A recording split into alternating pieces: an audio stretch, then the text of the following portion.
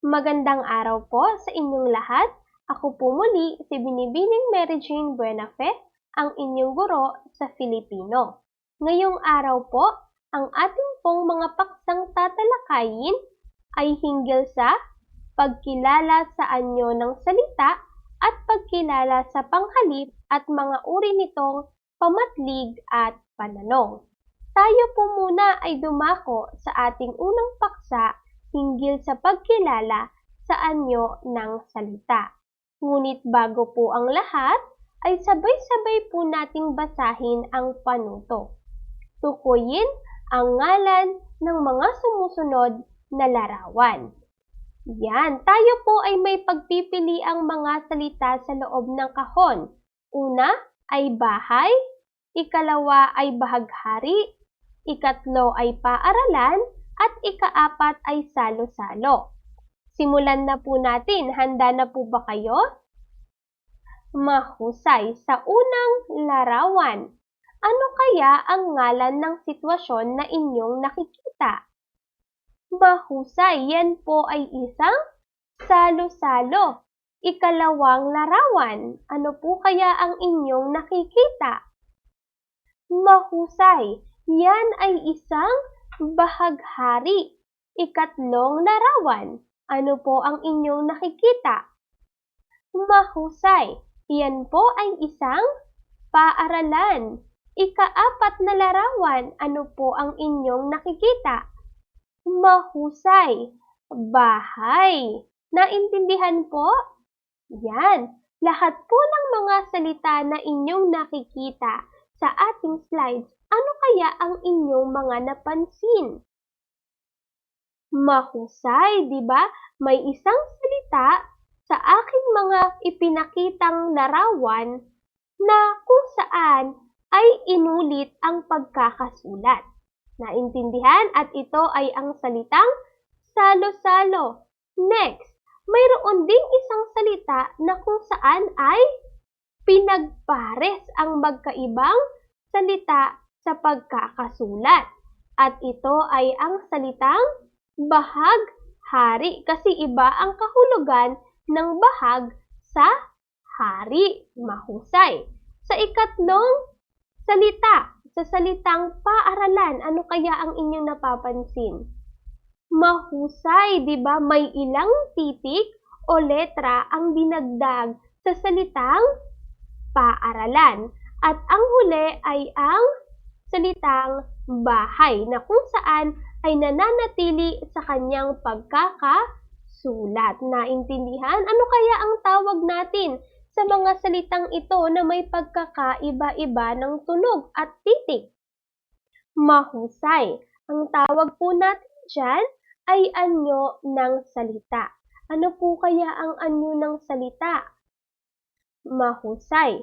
Ang anyo ng salita ay maaaring madagdagan daw o mabawasan ng mga tunog o titik upang makabuo raw po tayo ng panibagong salita. Naintindihan? Ibig sabihin, sa pamamagitan po ng anyo ng salita ay maaari tayong magdagdag o magbawas ng tunog o titik upang tayo ay makasulat o makalikha o makabuo ng panibagong salita. Naintindihan? Mahusay. Mayroon tayong 4 na uri o iba't ibang anyo ng salita. Una ay ang payak. Mahusay. Ano po kaya ang payak? Ang payak po ay mga salitang binubuo ng mga salitang ugat lamang. Okay, ano po ba ang salitang ugat sa wikang Ingles? Ang tawag po natin ay root word. Pero sa Filipino, ang tawag po natin ay salitang ugat. Ibig sabihin, ito po ay mga salita na kung saan ay walang halong panlapi. Naintindihan? Ibig sabihin, payak lamang ang pagkakasulat. Hindi maaaring dagdagan ng panlapi. Naintindihan? Halimbawa, anak, bato, lupa. Ang mga salitang iyan, mga anak, ay ilan lamang sa mga tinatawag nating payak na salita. Ibig sabihin, hindi hinahaluan o nilalagyan o dinadagdagan ng panlapi. Naintindihan po? Mahusay.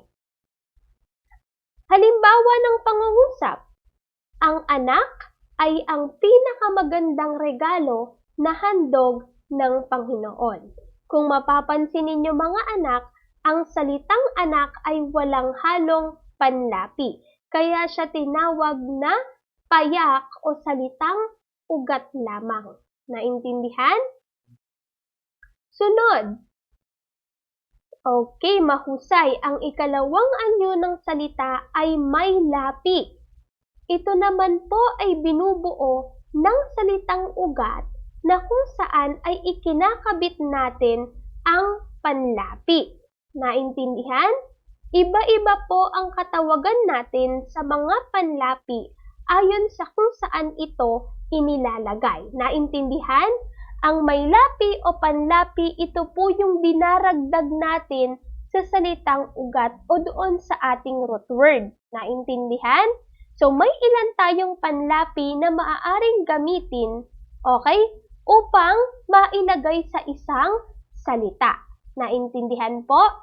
Halimbawa, ang unlapi, from the word un, ibig sabihin unahan. Ibig sabihin po, nasa unahan ng salita ang panlapi. Naintindihan? Ang panlapi ay ang kumakabit o nagdurugtong na titik sa isang salita.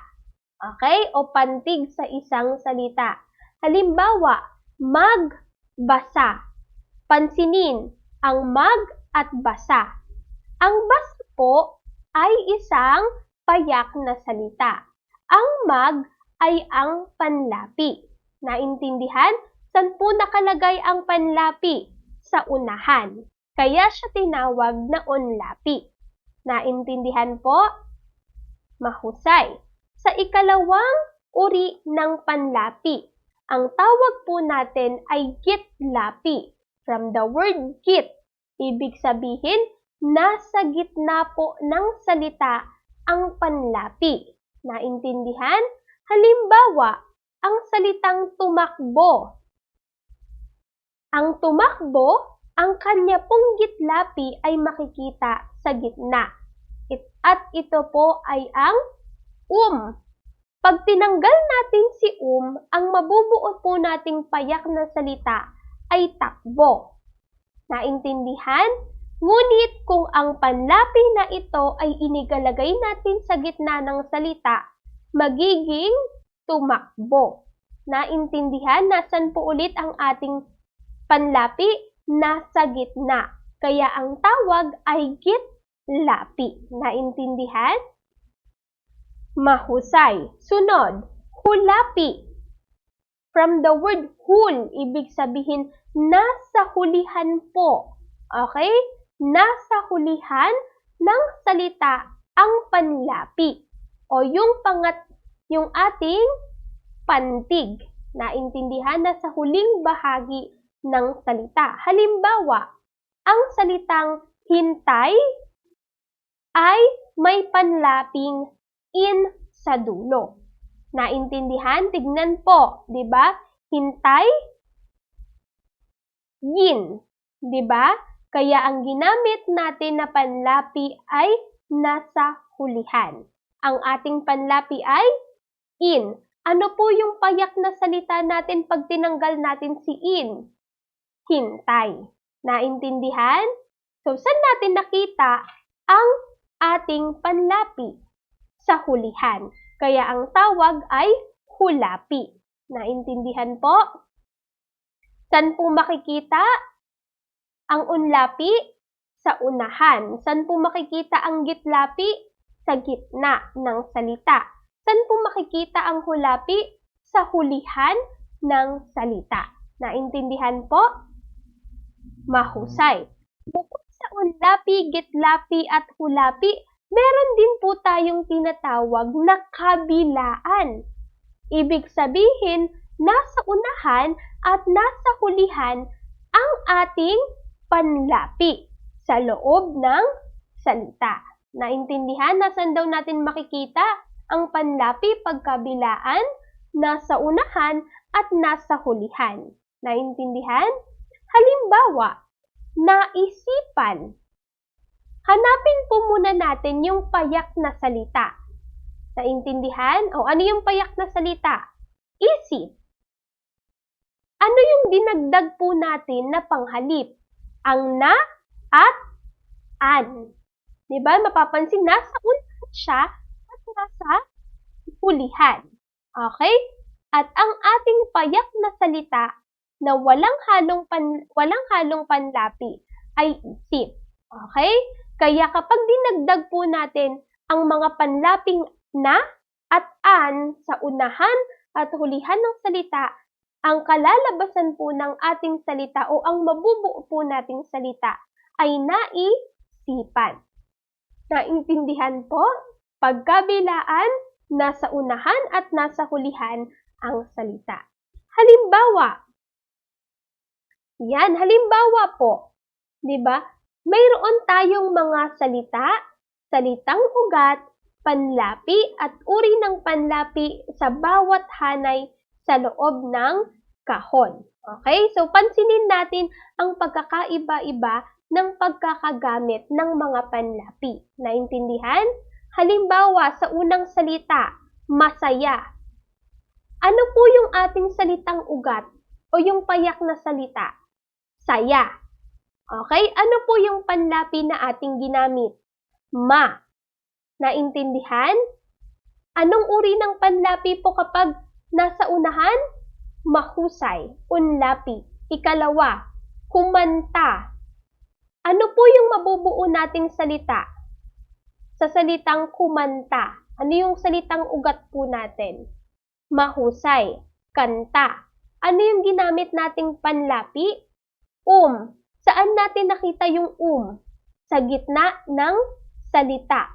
Ano po ang tawag natin sa uri ng panlapi kapag nasa gitna? Mahusay, gitlapi. Ikatlong salita, gawain. O anong mapapansin? Ano yung salitang ugat natin o yung payak na salita? Mahusay, gawa. Ano po yung panlapi na ating ginamit? In. Okay, saan po natin nakita ang in na panlapi? Anong uri po ng panlapi iyan? Mahusay, hulapi. Sunod ay ang salitang kalakasan. Ano po ang ating salitang ugat sa salitang kalakasan? Mahusay, lakas. Ano po ang mga panlapi naman na ating ginamit? Ang ka at an, mahusay. Ano po ang uri ng panlapi kapag dalawa, kapag nakita sa unahan at hulihan ng salita? Mahusay, kabilaan. Naintindihan po? Mahusay. Sunod ay ang tinatawag natin na tambalan. Ito po yung ating ikatlong anyo ng salita. Okay? Ang tambalan, mga anak, ay pagtatambal o yung pagpapares ng dalawang magkaibang salita upang makabuo ka ng panibagong salita. Ano raw? Pagtatambalin mo or pagpaparehas mo yung dalawang salita na kung saan makakabuo ka ng panibagong salita. Halimbawa, ang salitang kapitbahay. 'Di ba? Kapit, iba po ang ibig ipakahulugan. 'Di ba? Pag kapit, pwedeng hawak, pag-uugnay, 'di ba? Pag sinabing kapit. Pero pag sinabi nating bahay, ito po yung ating tinitirhan, 'di ba? Pero kapag sinabi po natin o pinagpares po natin sila at sinabi po nating kapitbahay, 'di ba? Sa wikang Ingles ang tawag natin ay neighbor, 'di ba? O yung katabing bahay. Naintindihan? So mula sa magkaibang salita na kapit at bahay, nung pinagsama po natin sila, nagkaroon po ng pagkakaiba ng kahulugan. Naintindihan? Next, halimbawa, bahag, hari. O, iba po ang bahag. Ang bahag ay isang kasuotan ng igorot, 'di ba? Ang hari ay isang pinuno, 'di ba, ng isang kastilyo. O, pero nung pinagsama, sila ay naging isang salita. 'Di ba? Nakabuo ng panibagong salita. 'Di ba ano sa wikang Ingles ang bahag-hari? Ito ay rainbow. 'Di ba?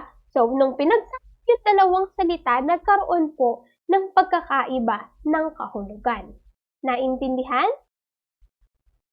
Mahusay. Lagi pong tatandaan, pagtambalan, pagpaparesin mo yung dalawang salita na may magkaibang kahulugan para ikaw ay makabuo ng panibagong salita. Naintindihan? Mahusay. At ang ikaapat natin na anyo ng salita ay ang inuulit. Okay, kailan ba inuulit ang salita? Nabubuo sa pamamagitan ng pag-uulit daw ng salitang ugat o yung mismong buong salita. Again, saan po natin ulit ginagamit ang anyo ng salita na inuulit? Kapag uulitin natin yung salitang ugat o yung root word o kaya naman yung buong salita mismo. Naintindihan? Halimbawa, milyon-milyon ang bumoto sa kanya, manalo lamang siya. Pansinin niyo mga anak yung salitang milyon-milyon. 'Di ba? Ang milyon ay isang buong salita. Okay? At siya ay inulit lamang sa pamamagitan ng paggamit ng bantas na hyphen. Okay? Naintindihan? Naintindihan po? Sunod. Yan, mayroon din tayo na mga salitang ang bahagi lamang ng salitang ugat ang inuulit. Ano raw po? Inuulit lamang po natin yung salitang ugat. Okay, halimbawa, maraming ari-arian ang aking yumaong lolo. Pansinin ang salitang arian. 'Di ba? Ano po ang ating salitang ugat sa salitang arian? 'Di ba ari? So, inulit lamang po natin ang ari. Kaya ito ay naging ari-arian. Maraming ari-arian ang aking yumaong lolo. Naintindihan? Kasi kung babalikan natin yung kahulugan ng anyo ng salita na inuulit, 'di ba? Pwede mong ulitin yung buong salita o maaari mo rin namang ulitin yung salitang ugat lamang. Naintindihan po? Mahusay. At bilang panuto, yan, tukuyin po natin kung ano ang anyo ng salitang nakasalungguhit sa bawat pangungusap. Isulat sapat lang ang titik o ang salita. Naintindihan? Sa unang bilang, marugod niyang tinanggap ang paanyaya. Ano kayang anyo ng salita ang nasa unang bilang? Mahusay. Isang may lapi. Bakit kaya?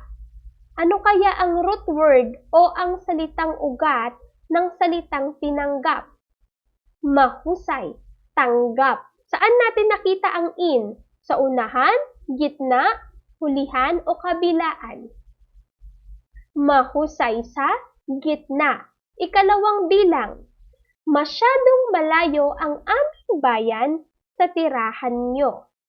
Ano po ang ating anyo ng salita sa ikalawang bilang? Mahusay.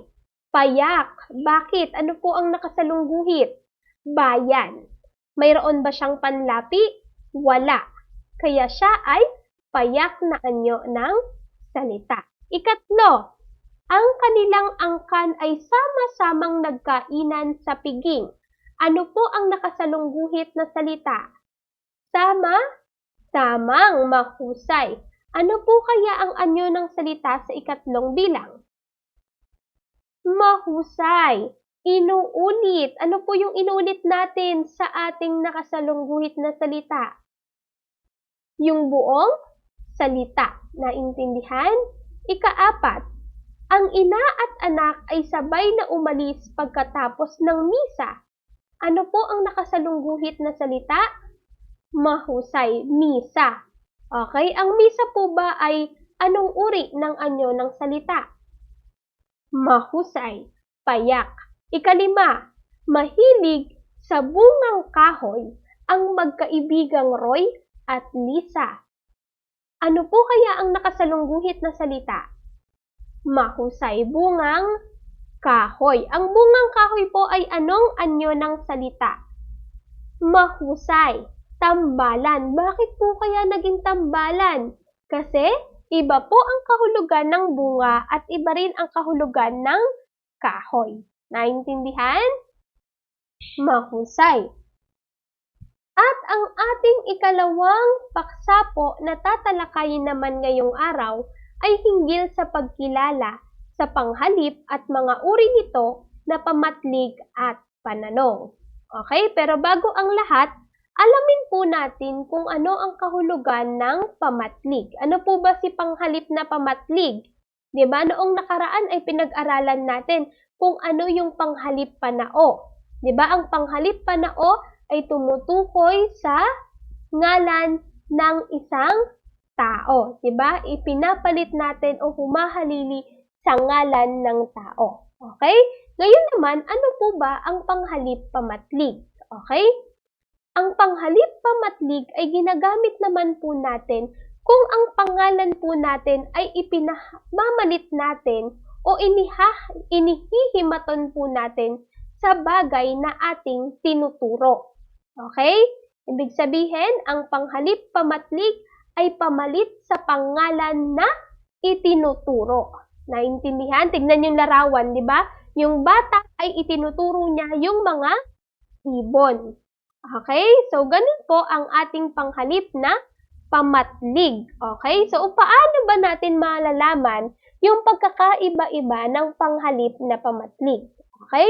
Una, mayroon tayong panghalip na pamatlig na malapit sa nagsasalita. Okay? Ito po ay panghalip na tumutukoy sa anumang tinuturo na karaniwang naaabot o malapit sa taong nagsasalita kaysa sa kinakausap. Naintindihan? Saan daw mas malapit? Sa taong nagsasalita kaysa doon sa kinakausap. Okay? Halimbawa, ano po ba yung mga panghalip na maaari nating gamitin? Ito, ire, nito, nire, ganito, ganire, dito, rito, dine, heto. Naintindihan? Ito po ay ilan sa mga panghalip na maaari nating gamitin kung ang itinuturo natin ay malapit lang sa mismong nagsasalita kaysa sa kanyang kausap. Naintindihan? Halimbawa, ito ay para sa'yo. Okay? Halimbawa, ako ay may dalang cellphone. Okay? Itong bagay na ito ay malapit sa akin. So, maaari kong sabihin na ito ay para sa iyo. Naintindihan? Kasi malapit lang sa akin. At ako mismo ang nagsasalita. Naintindihan? Mahusay. Sunod, mayroon din tayong panghalip na pamatlig na malapit naman sa taong kinakausap natin. Okay? Tumutukoy naman po ito sa anumang itinuturo na karaniwang naaabot o malapit sa taong kausap natin. Okay? Kanina sa atin, ngayon naman sa kausap natin. Naintindihan po? Halimbawa, iyan, niyan, ganyan, diyan, hayan, ay ilan lamang sa mga panghalip na maaari nating gamitin upang ipalit sa pangalan na ating tinuturo o naaabot o malapit sa ating kinakausap. Naintindihan po? Halimbawa, nagustuhan mo rin ba iyang dala ko para sa iyo? Halimbawa, kung ikaw ang aking kinakausap, okay? At ikaw ang aking tatanungin, nagustuhan mo rin ba iyang dala ko para sa iyo? Ibig sabihin, ang aking panghalip na ginamit ay iyan sapagkat malapit sa iyo ang aking itinuturo. Naintindihan? Kasi ikaw ang aking kausap. Naintindihan? Mahusay. Ikatlo, mayroon din tayong panghalip na pamatlig na kung saan ay malayo sa nagsasalita at sa ating kinakausap. Ibig sabihin malayo na sa atin. Naintindihan? Ito po ay tumutukoy sa anumang itinuturo na hindi naaabot o kapwa malayo sa nagsasalita at malayo rin sa ating kinakausap. Naintindihan? Ano po ulit yung malayo sa nagsasalita at sa kinakausap? Ibig sabihin, ang panghalip natin ay malayo. Naintindihan? Ano po kaya yung mga panghalip na ating ginagamit? Halimbawa, iyon, niyon, ganoon, gayon, doon, at hayun ay ilan lamang sa mga panghalip na kung saan ay malayo sa nagsasalita at maging sa ating kinakausap. Naintindihan po? Halimbawa, doon tayo maglakad para mas makita nating mabuti ang paglubog ng araw. Kung mapapansin ninyo mga anak, ang salita po na ginamit natin ay doon. Ibig sabihin, malayo na sa atin mismo, malayo rin sa ating kinakausap. Naintindihan po? Mahusay. Kung naintindihan po ang panghalip na pamatlig, bilang panuto ay kahunan natin ang panghalip pamatlig na bubuo sa diwa ng bawat pangungusap. Sa unang bilang, piliin po natin o kahunan po natin. Heto, hayan, hayon, ang mga gagamitin ninyo para sa bagong proyekto ng barangay. Ano po kaya ang angkop na panghalip pamatlig na gagamitin? Mahusay. Heto ang mga gagamitin ninyo para sa bagong proyekto ng barangay. Ikalawa, ito, iyan, iyon ay mangangailangan ng masusing pagpaplano. Ano po kaya ang angkop na panghalip na pamatlig na pwedeng gamitin? Mahusay. Ito ay mangangailangan ng masusing pagpaplano. Ikatlo, pakipatong mo rito, riyan, roon ang nalikom na donasyon mula sa barangay. Ano po kaya ang angkop na panghalip pamatlig na dapat gamitin? Mahusay. Pakipatong mo roon ang nalikom na donasyon mula sa barangay. Ikaapat, napakabango naman niyan, nitong, niyong, bigay mo. Ano po kaya ang angkop na panghalip pamatlig na bubuo sa diwa ng ating pangungusap? Mahusay, nitong, bigay mo. Okay, napakabango nitong bigay mo. Naintindihan? Mahusay. Ang sunod na panghalip naman po na ating tatalakayin ay hinggil sa panghalip na pananong. Okay, kung napapansin nyo sa ating larawan, di ba may tandang pananong. Ano po kaya ang tandang pananong? Ang panghalip pananong po ay yaong mga ipinapalit natin sa pangalan na ginagamit natin sa pagtatanong. Mayroon tayong tiyak na panghalip na ginagamit para sa tao at mayroon din tayong ginagamit para sa bagay, hayop at maging lunan o lugar. Ang ibig sabihin po ng lunan ay lugar. Okay? So gagamitin daw natin si panghalip na pananong upang palitan daw si pangalan na ginagamit natin sa pagtatanong. Halimbawa, maaari din po natin na maging isahan o maramihan ang gamit ng panghalip pananong. Ibig sabihin, maaari natin gamitin pang isahan, maaari ding pang maramihan. Naintindihan? Halimbawa, para sa bagay, hayop o lunan, ang ginagamit po natin na panghalip pananong ay sino, kanino, ano, alin at saan kung ito ay tumutukoy sa bilang ng panghalip pananong na pang-isahan. Pang-isahan lang po. Okay? Ibig sabihin ang sagot ay maaaring isa lang. Okay? Sino, kanino, ano, alin at saan. Naintindihan? Sunod, ano naman yung maaaring nating gamitin kapag maramihan? Nariyan ang sino-sino, kani-kanino, ano-ano, alin-alin, saan-saan, at ilan-ilan. Ang mga salitang iyan naman po ay kabilang sa mga panghalip pananong kung ang tinutukoy ay maramihan. Naintindihan? Ulitin po natin yung mga salita na kabilang sa isahang panghalip: sino, kanino, ano, alin, saan, at ilan. Okay, tumutukoy sa isa. Pag maramihan, ano yung mga panghalip pananong na pwedeng gamitin? Sino-sino, kani-kanino, ano-ano, alin-alin, saan-saan, at ilan-ilan. Naintindihan po? Pag marami ang tanong mo, pwedeng sino-sino ang iyong gamitin at iba pa. Pag isahan lang ang tanong mo, sino lang ang maaari mong gamitin bilang panghalip pananong. Naintindihan po ba? Mahusay. At kung naintindihan po ang ating tinalakay hinggil sa anyo ng salita at panghalip na pamatlig at pananong, yan, bilang panuto sa ating gawain. Bisitahin at sagutin ang gawain na nasa Google Classroom at paalala, maghanda sa ating resitasyon at maikling pagsusulit sa susunod na pagkikita. Naintindihan po ba? Mahusay. Kaya naman po hanggang dito na lamang po ang ating pagtalakay sa Filipino 3, Module 1, Aralin 4. Hanggang sa muli, maraming salamat.